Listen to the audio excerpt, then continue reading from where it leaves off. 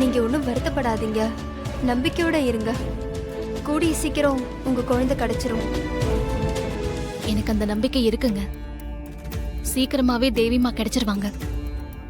என்ன ஒண்ணு, கெட்டவங்க கையில தேவிமா கிடைச்சிருந்தா இந்நேரம் என் குழந்தை எனக்கு திரும்ப கிடைச்சிருக்கும். ஆனா அவ ஏதோ நல்லவங்க கையில இருக்கா போல இருக்கு. எப்படி சொல்றீங்க? ஒருவேளை கெட்டவங்களா இருந்தா அவங்க பணம் கேட்டு போன் பண்ணி மிரட்டியிருப்பாங்க. ஓ, அந்த மாதிரி எந்த போனுமே வரலையே. அதனால தேவிமா நல்லவங்க கையில தான் இருக்கணும். நீங்க சொல்றது ஒரு வகையில சரிதான்.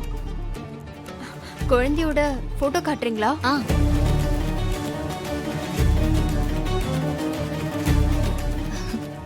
இதான்.